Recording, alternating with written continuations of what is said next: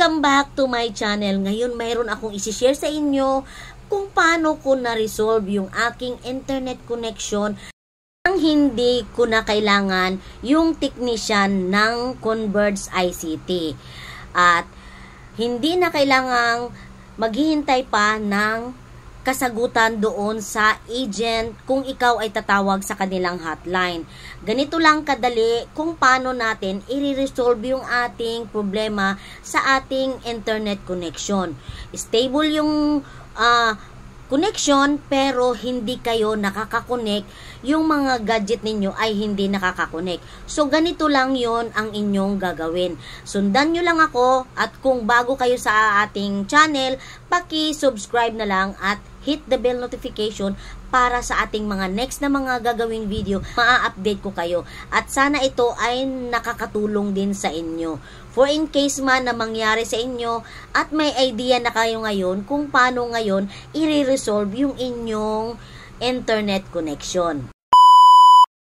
Ganito yung Converge natin. Ayan, sana makatulong itong video na to sa inyo. Ganito yung sitwasyon ng ating modem. Naka-steady lang yung 3 ilaw at kailangan nating patayin. Pinatay ko yan. Ito yung unang attempt ko yan. At hintayin natin na iilaw yung pangalawa at magbiblink naman yung pangatlo. Kailangan nakastay rin din yung pangalawa. Ayan, nakastay siya at ang hintayin natin ngayon itong pangatlo kung ito ay magbiblink. Kung magbiblink ito ay talagang okay na siya. Pero ayan, naka-steady siya. So, may problema nga talaga. Kailangan na nating i-reset yung ating modem ngayon. Kailangan nating hanapin yung reset na button. Yung butas ng reset niya. At tinanggal ko na nga yung ating modem para makita yung ating reset na button. So, ngayon, nakita na natin yung ating reset na button. Ayan. Ngayon, kailangan nating maghanap ng ating panusok dyan. Ang nahanap natin ay yung ating walis tingting. Ngayon, at yung butas na yan yung tutusukin natin dahil yan para ma-reset na rin natin. At ngayon, subukan natin. Unang subok to natin. Pag hindi pa talaga gagana, siya, mali yung ginawa natin. At ayan, pangalawa na yan. So, hintayin natin na mag-blink naman yung isa. Kung titigil pa rin siya, ay kailangan na nating patayuin yung ating modem at talagang ma-reset na ng maayos. Ayan, bumalik na yung isa, pero ayan, nakastay pa rin siya. So, stable naman yung connection pero walang internet connection. Ngayon, kailangan na natin ipatayo ang modem at ayusin ang pag-reset. Napatay ko na pala yung ating modem at na-reset ko na pa rin yan. Una kong ginawa ay nireset ko muna bago ko pinatay. At hintayin na lang natin ngayon, ng 5 kailangan na natin ipatayo natin para ma-reset natin ng maayos dyan sa kanyang bandang tenga-tenga. So, hintayin natin ng 5 minutes para ma-restart na natin ulit. Ngayon, ayun yung button niya, yung power off niya. I-on na natin ngayon yan. Ayan, na-on na siya. Pagkatapos niyan ay hintayin natin na mag-blink yan para masabi natin ngayon kung successful yung ginawa natin sa pag-reset ng ating modem.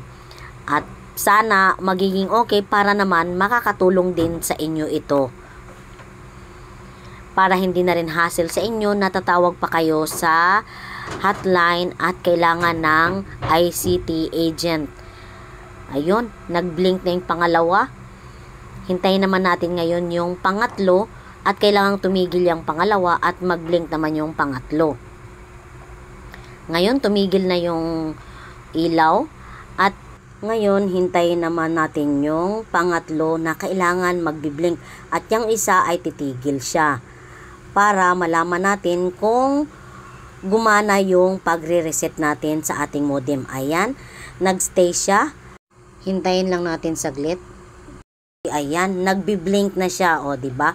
Talagang gumagana. So ngayon, ganun lang talaga kadali mag-ayos ng ating internet connection. At paki-follow na lang, subscribe, and comment lang din kung nagustuhan nyo ang ating video.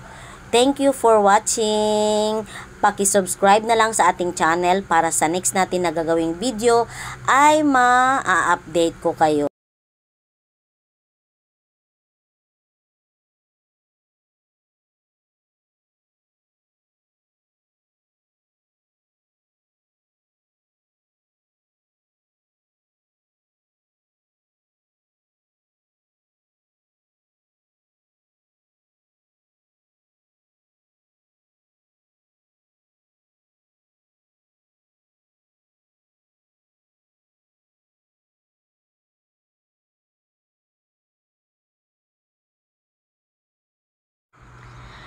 Sana nakatulong itong video na ito, at kung kayo ay baguhan dito sa ating channel, paki-subscribe na lang and hit the bell notification para sa ating next na video.